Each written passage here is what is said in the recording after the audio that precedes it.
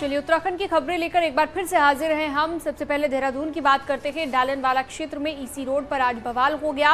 यहां पर धर्म परिवर्तन की दरअसल खबर आई, जिसके बाद बड़ी संख्या में हिंदूवादी संगठन के लोग पहुंच गए और काफी देर तक यहां पर हंगामा हुआ। और बताया जा रहा है कि रवि फ्रांसिस नाम के शख्स के घर प्रार्थना सभा चल रही थी, जिसमें हिंदू धर्म की कुछ महिलाएं, युवा और बच्चे भी शामिल थे। हिंदू संगठनों का कहना है कि जबरन हिंदुओं का धर्म परिवर्तन कराया जा रहा है, जबकि लोगों का कहना है कि वो अपने मन से यहाँ पर प्रार्थना करने आए हैं। लोगों का ये भी कहना रहा कि उन पर कोई दबाव नहीं है। हंगामे के बीच पुलिस मौके पर पहुंची, हंगामे को शांत कराया गया, जिसके बाद पुलिस को इस मामले में शिकायत दी गई। माना जा रहा है कि जल्द ही इस पर मामला भी दर्ज हो सकता है।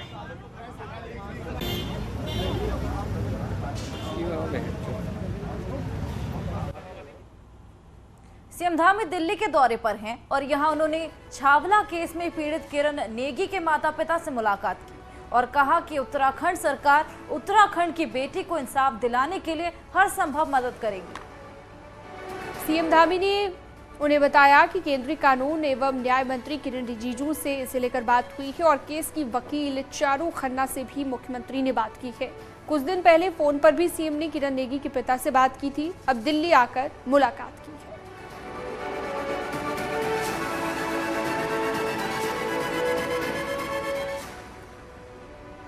और अगली खबर दिल्ली एमसीडी चुनाव से जुड़ी हुई, जहां पर सीएम पुष्कर सिंह धामी भी प्रचार करने के लिए पहुंचे। सीएम धामी ने पटपड़गंज इलाके में प्रचार किया।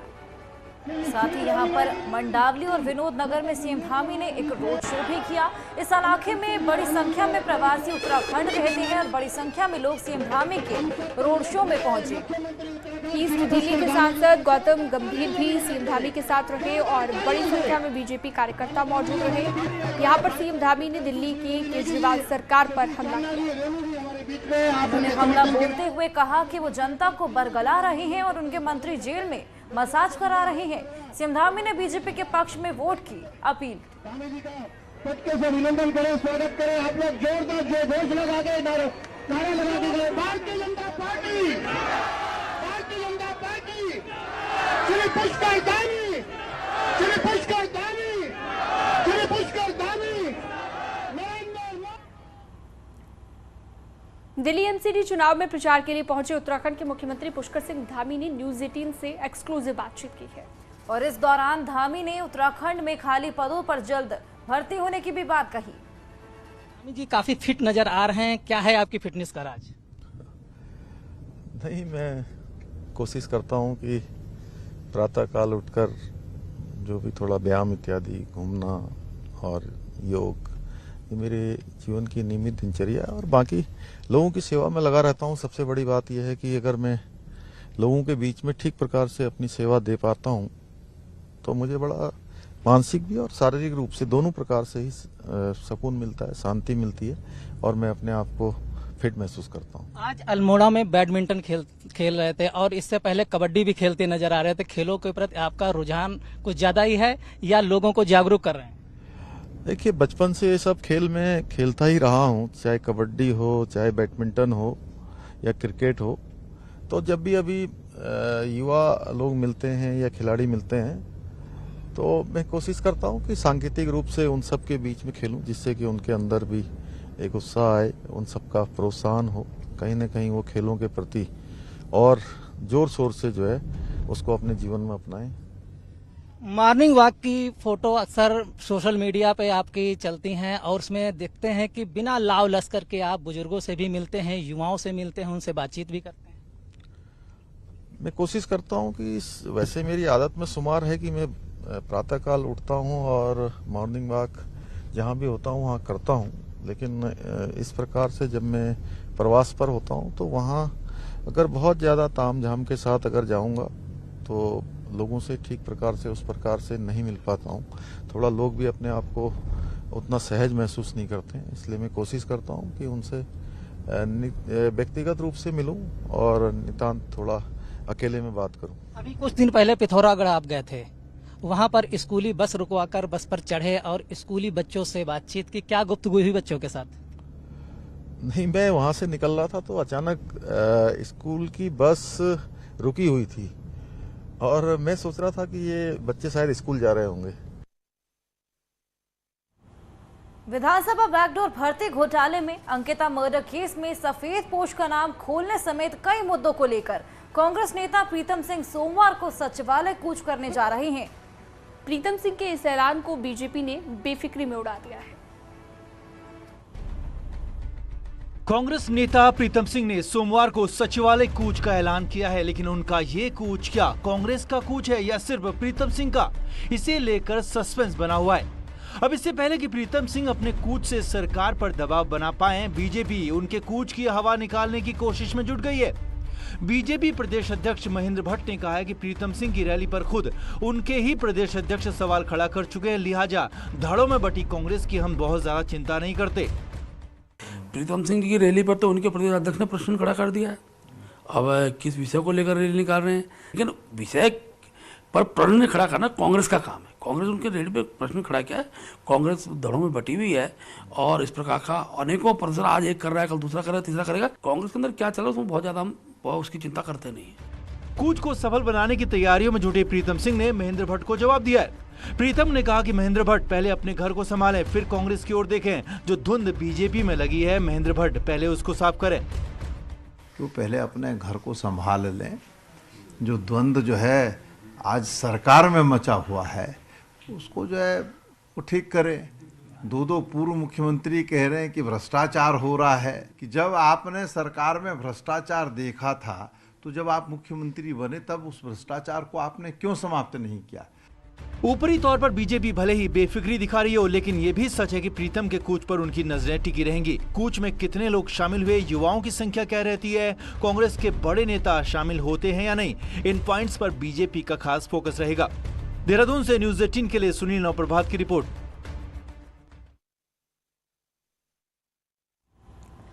पौड़ी जिले के नलई गांव में भ्रष्टाचार का एक नायाब मामला सामने आया। पानी का कनेक्शन पहुंचाने के लिए शुरू की गई जल जीवन मिशन योजना के तहत नलई गांव में कागजों में ही कनेक्शन दे दिए गए। ग्राम प्रधान कोमल ने आरटीआई में जानकारी मांगी तो पता चला कि गांव में 140 कनेक्शन दिए गए और उनमें से कई कनेक्शन ऐसे लोगों के नाम पर दिखाए गए जिनके पास पहले से ही कनेक्शन है।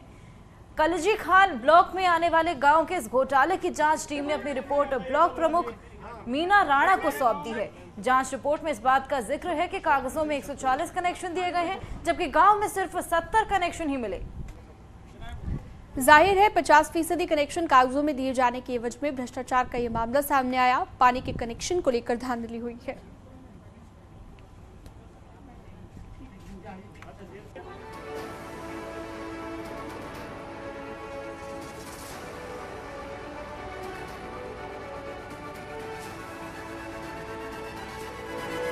शिकायत आई थी कि उनके गांव में विभाग द्वारा पाइपलाइनों में भ्रष्टाचार किया गया है, तो मेरे द्वारा ब्लॉक से जांच कराई गई जिसमें अनियमितताएं पाई गई हैं, जिसमें 140 कनेक्शन कागजों में दिखाए गए मगर गांव में खाली 70 पाए गए हैं। तो मेरे द्वारा माननीय मुख्यमंत्री जी और जिलाधिकारी जी को जांच के लिए पत्र भेज दिया गया है।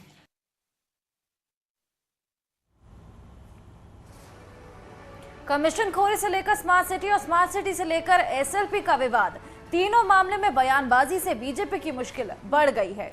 और इससे बचने के लिए राष्ट्रीय नेतृत्व से मिले निर्देश के बाद पार्टी ने अब अपने बड़े नेताओं को सख्त हिदायत दी है। बीजेपी प्रदेश अध्यक्ष महेंद्र भट्ट का कहना है कि नेता जब भी अपने बयान दे उसके पीछे अपना गंतव्य भी स्पष्ट करना चाहिए।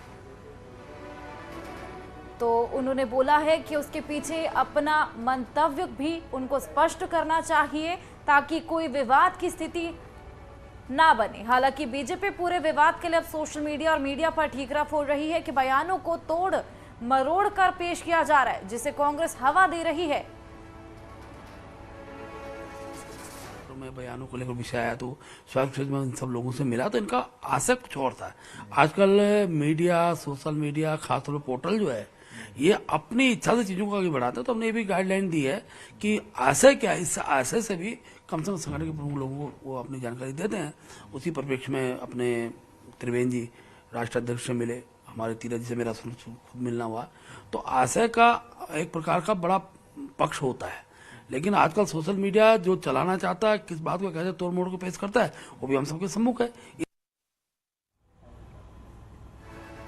कांग्रेस इस पूरे विवाद को बीजेपी की अंदरूनी सियासत का नतीजा बता रही है। कांग्रेस का कहना है कि एसएलपी तो एक बहाना है। उनका कहना है कि एसएलपी तो केवल एक बहाना है, लड़ाई कुर्सी की है। भारतीय जनता पार्टी के अंदर सत्ता की जो खींचतान है उसका ये नतीजा है। एसएलपी तो केवल एक बहाना है, लेकिन एसएलपी का भी अगर मामला है, राजद्रोह वाले मामले में एसएलपी विड्रॉ करने का भी मामला है, या अभी उसको कह रहे हैं कि रोक दिया गया, ये सारा मसला खिचड़ी पक रही है सत्ता और कुर्सी के लिए, और ये कुछ ना कुछ गुल खिलाएगी। सीएम पुष्कर धामी की विधानसभा चंपावत में पहला सीमांत पर्वतीय जिला बाल विज्ञान महोत्सव हुआ, जिसमें 6 जिलों के छात्रों ने वैज्ञानिक बनने के गुर सीखे।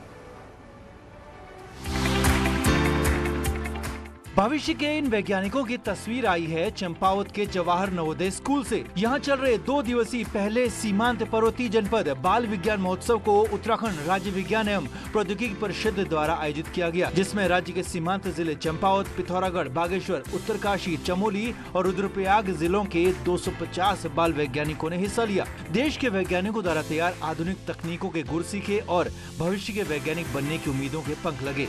और सर, जब मैं पहली बार यहाँ आई तो मुझे यहाँ पे बहुत सारी चीज़ें दिखी, जैसे कि मैंने यहाँ मैग्नेटिक गैजेट्स देखे, 3D विजुअलाइजेशंस देखे, कॉन्स्टलेशंस और नई नई मशीनें भी देखी। सर, बहुत सारे एक्सपेरिमेंट के द्वारा जब हम साइंस को समझने की कोशिश करते हैं सर, और बेटर हमें समझ आता है।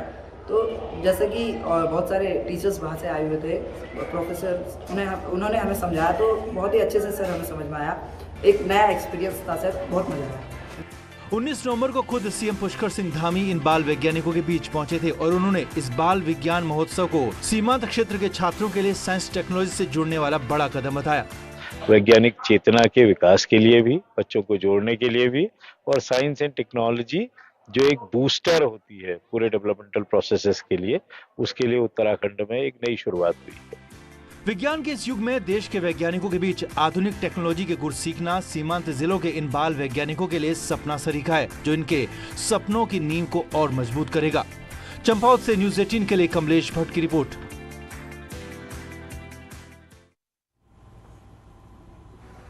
देहरादून में इन दिनों बाल विधानसभा चल रही है, जिसमें आज चौथा दिन प्रश्नकाल का रहा। इस दौरान विपक्ष के बाल विधायकों ने शिक्षा, स्वास्थ्य और प्रदेश की कानून व्यवस्था पर सवाल किए।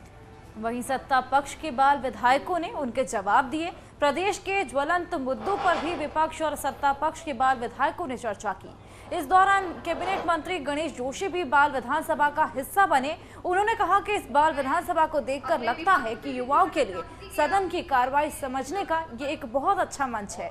वहीं बाल विधायक बने छात्र भी खासा खुश नजर आए।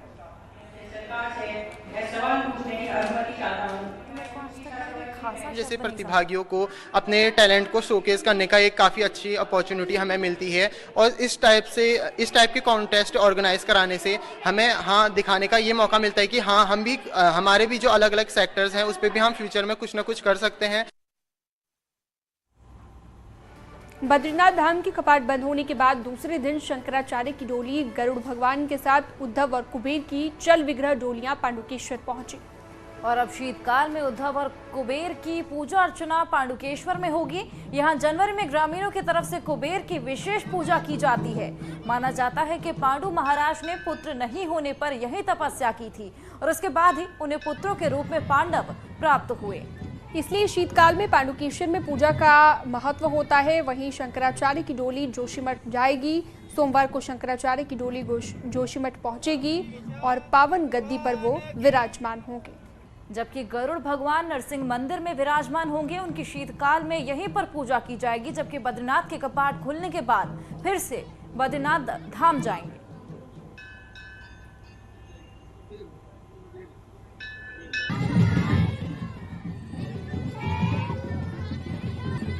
ये पांडुकेश्वर, राजा पांडु ने यहाँ पर तपस्या की थी और तब उन्हें संतान की प्राप्ति का उद्धव जी, कुबेर जी और घंटाकरण जी का पूजन होता है। और भगवान बद्रीश्वर जो है देवताओं के द्वारा बद्रिकाश्रम में ही सुपूजित। बागेश्वर के कौसानी में 2 दिवसीय कौसानी महोत्सव का आयोजन किया गया, जिसमें पर्यटकों ने कुमाऊनी संस्कृति को रूबरू किया। ये पहला मौका रहा जब कौसानी महोत्सव का आयोजन किया गया था। और इस दौरान पर्यटन की अपार संभावनाएं यहां पर नजर आई। पर्यटकों ने भी इस कोशिश की सराहना की है और उम्मीद की जा रही है कि कौसानी महोत्सव से इलाके में पर्यटकों की संख्या बढ़ेगी। अच्छा यहाँ पर रिस्पांस रहा है, हमारी जनता ने बहुत ज़्यादा एंजॉय किया है और भीड़ भी बहुत थी और हमारे स्टॉल्स में भी काफ़ी अच्छा दुकानदारों का बिक्री भी हुआ है। कल रात तक कल्चरल नाइट में ऑलमोस्ट पूरा हाउसफुल था। लोग बार बार डिमांड कर रहे हैं कि अगली बार भी होना चाहिए। इसको देखने के लिए हमारा भाग्य होगा, इसलिए हमने देख लिया है। तो आने वाले समय में जब ये ज़्यादातर इसका प्रोपेगेंडा होगा तो बहुत अच्छा प्रदर्शन होगा। कोरोना काल में लाखों लोग पहाड़ लौटे थे, लेकिन ज्यादातर युवा हालात सामान्य होने पर अब पहाड़ से जा चुके हैं। मगर इनमें कुछ ऐसे ही हैं जिन्होंने अपनी कर्म भूमि पहाड़ को ही बना डाला। ऐसे ही एक युवा है पिथौरागढ़ के देवाशीष पंत, जिन्होंने पहाड़ में शिक्षा के क्षेत्र में एक मुकाम हासिल कर लिया है। दिल्ली सहित कई महानगरों में ऊंची सैलरी की जॉब कर चुके देवाशीष को कोरोना संकट में घर लौटना पड़ा। लंबे समय बाद पहाड़ लौटे देवाशीष जब पहाड़ की हकीकत से रूबरू हुए तो उन्होंने पहाड़ को ही अपनी कर्मभूमि बना डाला। देवाशीष ने पहाड़ में प्रोफेशनल एजुकेशन की कमी को देखते हुए Manas college of science technology and management की स्थापना की। मात्र 1.5 साल में ही कॉलेज रन करने लगा। देवाशीष की इस पहल से स्टूडेंट वो शिक्षा अपने घर में ही ले रहे हैं, जिसके लिए उन्हें महानगरों में जाना पड़ता था।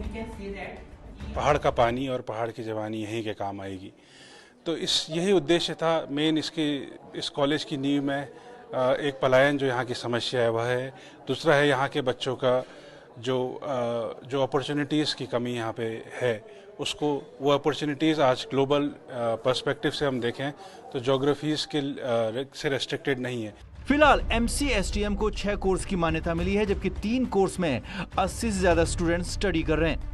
देवाशीष की पहल से 4 दर्जन युवाओं को घर पर ही रोजगार भी मिल रहा है और यही नहीं, कॉलेज के बेहतर संचालन के लिए प्रदेश के बाहर से भी कई युवा यहाँ रोजगार पा रहे हैं।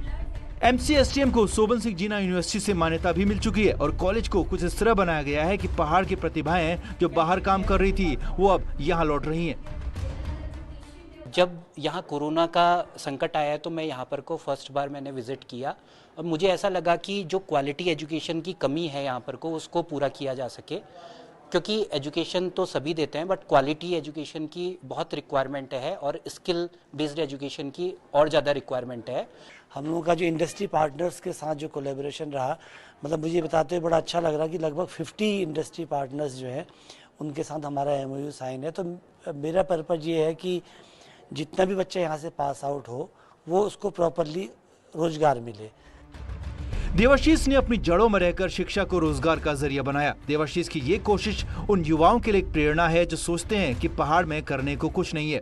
न्यूज़ 18 के लिए पिथौरागढ़ से विजयवर्धन उप्रेती की रिपोर्ट। तो यहाँ एक बड़ी खबर आ रही है। कांग्रेस ने अपने 17 जिलाध्यक्षों को बदला है और प्रदेश अध्यक्ष करण महारा ने नई लिस्ट जारी की है। भूपेंद्र सिंह को अल्मोड़ा का नया जिलाध्यक्ष बनाया गया है। तो ये बड़ी खबर, भगत सिंह को बागेश्वर का, मुकेश नेगी को चमोली का, जसविंदर सिंह गोगी को देहरादून महानगर का जिलाध्यक्ष बनाया गया है और वहीं लक्ष्मी अग्रवाल को पचवादून का जिलाध्यक्ष बनाया गया। ये एक बड़ा बदलाव कांग्रेस ने किया है, 17 जिलाध्यक्षों को बदला है। तो प्रदेश अध्यक्ष करण महारा की ओर से ये लिस्ट जारी की गई है और भगत सिंह को बागेश्वर का, मुकेश नेगी को चमोली का जिलाध्यक्ष बनाया गया है।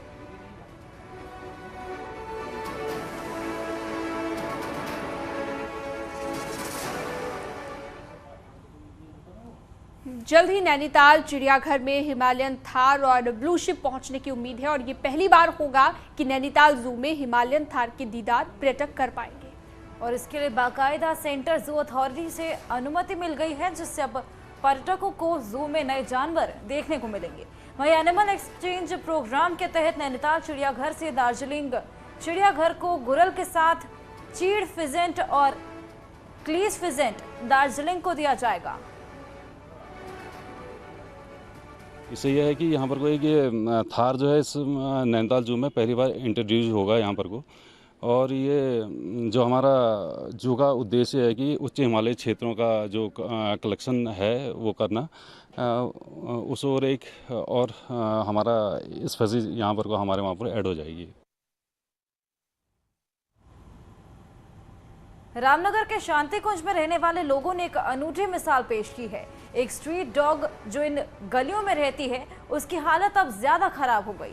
इसने हाल ही में 8 बच्चों को जन्म दिया है। इसकी बिगड़ती हालत को देख मोहल्ले के लोगों ने आनन फानन में इसके इलाज की व्यवस्था की। डॉग की किस्मत अच्छी रही कि एक वेटनरी फार्मासिस्ट इसी गली में रहती है और उन्होंने मोहल्ले के बच्चों के साथ मिलकर इसका इलाज शुरू किया। इलाज रंग लाया और शाम होते होते ये काफी ठीक हो गए।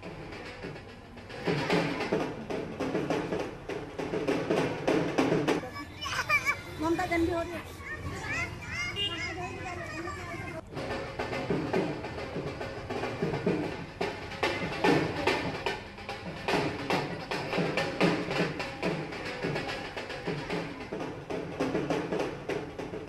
तो मोहल्ले के लोगों की पहल देख सकते हैं आप।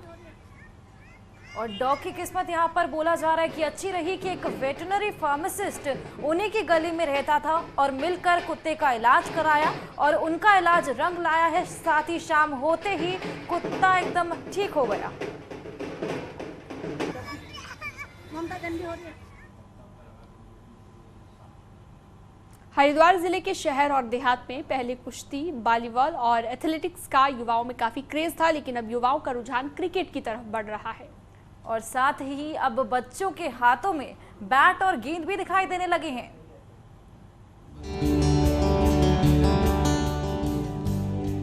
शिक्षा नगरी रुड़की के युवाओं में क्रिकेट का क्रेज बढ़ता जा रहा है। कई युवा भारतीय बल्लेबाज और विकेटकीपर ऋषभ पंत को अपना आइडियल मानते हैं और अब आईपीएल में भी अपनी किस्मत आजमाना चाहते हैं। मैं ऋषभ भैया को ही मानता हूँ क्योंकि वो अच्छे 6 मारते हैं और रेटिंग भी अच्छी करते हैं। अगर मैच फंसा हुआ है तो वो फंसे हुए मैच को निकाल देते हैं। ऐसा कोई भी गेम ऐसा नजर नहीं आता कि इतना प्रेशर वाला मैच होता है, इतना बंदे सब इन्वॉल्व होते हैं, तो इसलिए सबका रुझान बढ़ता जा रहा है। और हम इतने हाई लेवल पे इसको दिखा रहे हैं, आईपीएल इतने कैमरे होते हैं, 100 कैमरे चारों तरफ होते हैं, तो इतना दिखा रहे हैं, तो छोटे बच्चे सब रुझान इधर ही हो रहे हैं। ऋषभ पंत के साथ क्रिकेट के दूसरे बड़े स्टार को युवा अपना आइडियल मानते हैं। युवाओं का सपना ऋषभ पंत की तरह क्रिकेट में अपना करियर बनाने का है और देश के लिए खेलने का है। युवाओं में क्रिकेट को लेकर जुनून भले ही बड़ा हो, लेकिन इसके साथ ही कुश्ती, वॉलीबॉल के साथ दूसरे खेलों के लिए युवाओं का क्रेज कम हो गया है। तो क्रिकेट में जो बच्चों का आज के टाइम रुझान है वो यही है कि क्रिकेट में उनके पास आइडल्स बहुत सारे हैं। अदर गेम्स में हमें यही नहीं पता प्लेयर्स के बड़े बड़े नाम। किसी गेम्स में हमें नहीं लगता कि बच्चों को पता होगा कि ये इस गेम का ये प्लेयर बड़ा है, मुझे इसको फॉलो करना है। और आईपीएल आने से क्रिकेट ही चेंज हो गई है। 2020 के पैटर्न आने से क्रिकेट ही चेंज हो गई है। तो और जो गेम है जैसे हमारे हिंदुस्तान से एथलेटिक्स, हॉकी, बास्केटबॉल, फुटबॉल बहुत डाउनफॉल पे आ गया। शहर और देहात के युवाओं का क्रिकेट की तरफ रुझान बढ़ता जा रहा है और इसके पीछे T20 मैच और आईपीएल बड़ी वजह है। लेकिन क्रिकेट के अलावा दूसरे खेलों को भी प्रमोट करने की जरूरत है। न्यूज़ 18 के लिए रुड़की से मनोज जुयाल की रिपोर्ट। और वक्त हो चला एक छोटे से ब्रेक का। जल्द लौटेंगे कुछ और खबरों के साथ।